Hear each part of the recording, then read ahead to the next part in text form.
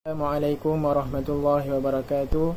Saya Muhammad Syakir bin Jamaluddin, labometrik 2201-304, ingin membuat satu refleksi berkaitan kajian tindakan yang telah saya lakukan di Sekolah Menengah Kebangsaan Tanjung Mas, Taman Uda Murni, Kota Baru, Kelantan, iaitu kajian berkaitan hukum tajwid mad jaiz munfasil dalam surah Al-Kafirun ayat 1 hingga 6 menggunakan kaedah pengecaman warna dan audio. Kajian ini bertujuan untuk melihat penggunaan kaedah pengecaman warna dalam intervensi 1 dan kaedah pengecaman warna dan audio di dalam intervensi 2 bagi mengenal hukum tajwid mad jaiz munfasil dalam surah Al-Kafirun ayat 1 hingga 6 berdasarkan pengalaman dan pemerhatian saya pada 2 minggu pertama semasa tempoh latihan mengajar terhadap tingkatan 1 Mutiara Sekolah Menengah Kebangsaan Tanjung Mas, yang mana saya diamanahkan untuk mengajar mata pelajaran pendidikan Islam.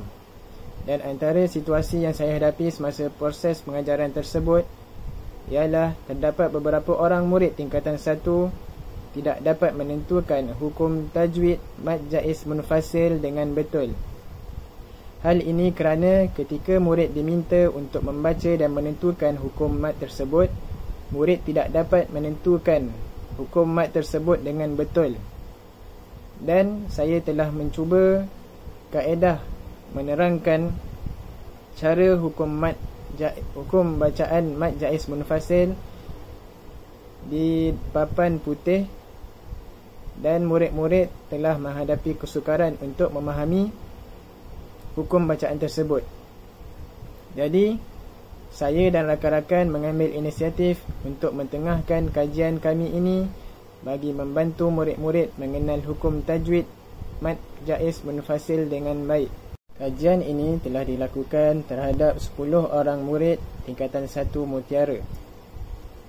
Dan dapatan kajian melalui pra-ujian sebelum intervensi, semasa intervensi 1 dan pasca ujian selepas intervensi 2 menunjukkan peningkatan prestasi yang memuaskan, iaitu sebelum intervensi pencapaian pelajar sangat lemah dalam mengenal hukum tajwid mad jaiz munfasil, yang mana terdapat seorang responden hanya dapat mengenal 1 daripada 7 kalimah yang mengandungi hukum mad jaiz munfasil dalam surah Al-Kafirun tersebut.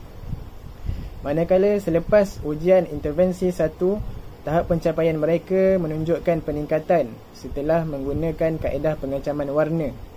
Kemudian peningkatan yang lebih ketara dapat dilihat apabila terdapat 6 orang pelajar yang berjaya mengenal kesemua 7 hukum tajwid mad jaiz munfasil yang terdapat dalam surah Al-Kafirun dengan tepat setelah menggunakan kaedah pengecaman warna dan audio. Dapatan kajian yang telah saya dan rakan-rakan saya perolehi menunjukkan peningkatan tahap kefahaman pelajar tingkatan 1 Mutiara menggunakan kedua-dua kaedah ini dalam mengenal hukum tajwid mad jaiz munfasil, yang mana setelah menggunakan intervensi 1 kaedah pengecaman warna bagi mengenal hukum tajwid mad jaiz munfasil dalam surah Al-Kafirun ayat 1 hingga 6, iaitu seramai 6 orang menyatakan sangat bagus dan hanya 4 orang pelajar menyatakan bagus. Manakala peningkatan makin bertambah, tahap kefahaman pelajar dapat dilihat setelah menggunakan intervensi 2, iaitu kaedah pengecaman warna dan audio bagi mengenal hukum tajwid mad jaiz munfasil dalam surah Al-Kafirun ayat 1 hingga 6, iaitu telah meningkat seramai 8 orang pelajar yang menyatakan sangat bagus dan hanya 2 orang pelajar yang menyatakan bagus. Ini menunjukkan tahap kefahaman pelajar meningkat setelah menggunakan kedua-dua kaedah tersebut. Jadi, hasil daripada kajian ini, kami mendapati cara pengecaman audio dan warna terhadap mata pelajaran tajwid dapat membantu pelajar-pelajar sekolah tingkatan 1 Mutiara untuk lebih mengenal, memahami hukum tajwid mad jaiz munfasil dengan betul. Jadi itu saja daripada saya. Assalamualaikum warahmatullahi wabarakatuh.